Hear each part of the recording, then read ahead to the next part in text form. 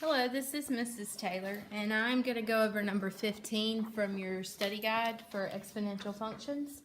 Number 15 is a compound interest problem, and so I'm going to use this graphic organizer that I gave you in class to kind of explain the parts to this question. So it says you start an account with $750 and an interest rate of 5% compounded monthly. How much is in the account after 7 years? And so there is this question, and then there are the parts broken down to the scenario. And before answering this first question, I'm going to identify some of these parts to help get us to the point where we can solve the initial question. So it's asking, is this exponential growth or decay? Well, an account that's compounded means that you are earning interest, so it is increasing, which would be growth. Identify the initial amount, so you start the account with $750. Identify the growth/decay rate. Well, this will be growth, and it is 5%.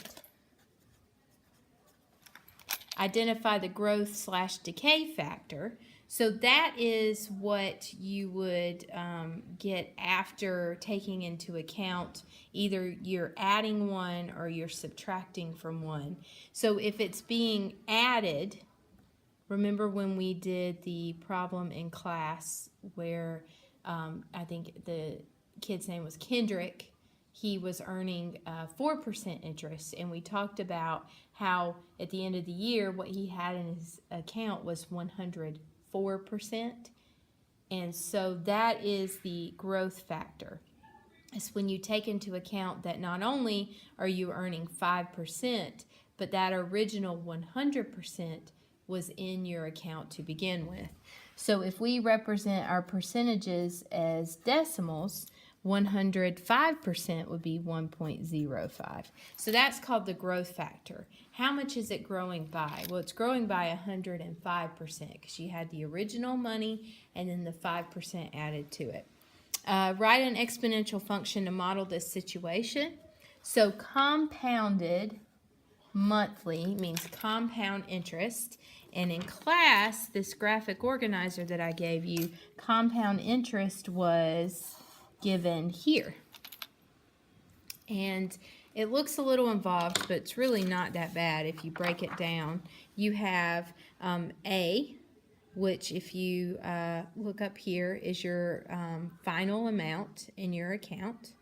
P is your original amount.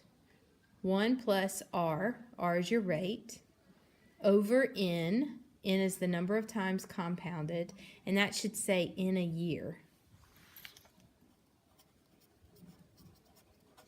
Okay, and then N times T, that same N value times T, which is time or number of years.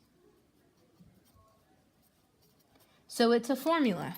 For compound interest, you use the formula. So let's develop our model based on this formula.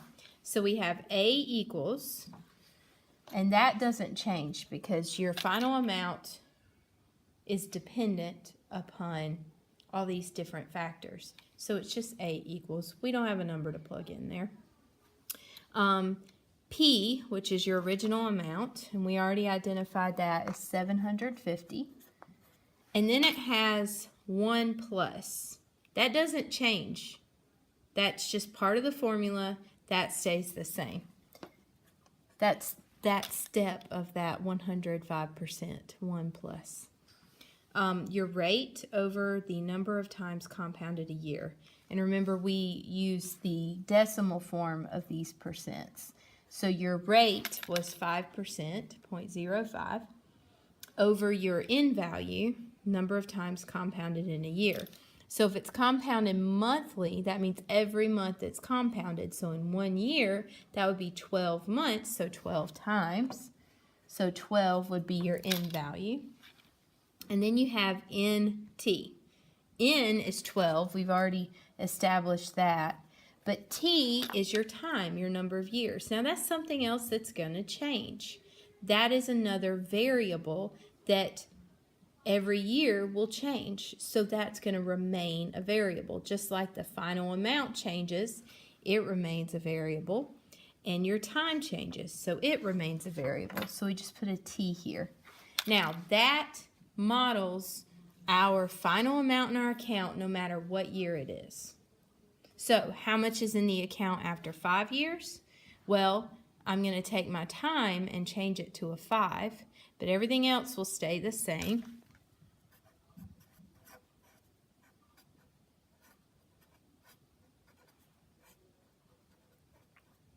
So substitute that 5, and then I'm going to put it in my calculator. Now this can be really tricky to put in your calculator, so I'm going to simplify some things. I'm going to simplify what's in these parentheses.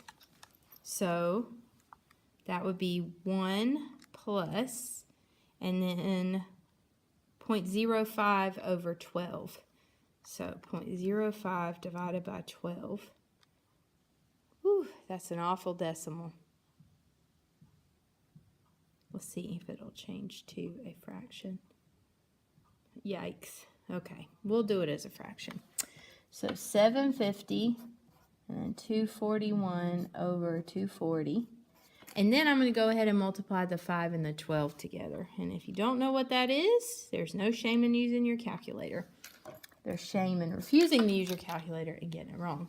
All right, so let's put that in our calculator. 750. And then parentheses 241 divided by 240, and then to the 60th power,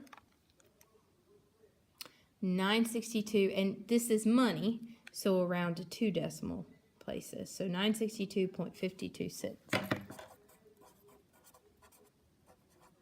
So that is the amount after 5 years. Now the original question was after 7, so I'm going to go back up here and answer that. So 750, and we already know that this is going to stay the same. So I'm going to just write it as 241 over 240. And this time it's 12 times 7. So let's see. 12 times 7 is 84.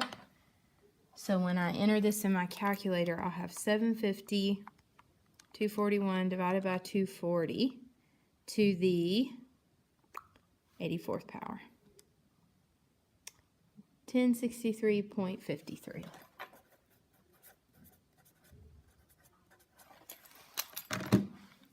So after 5 years of compounding monthly at a rate of 5%, I would have $962.52.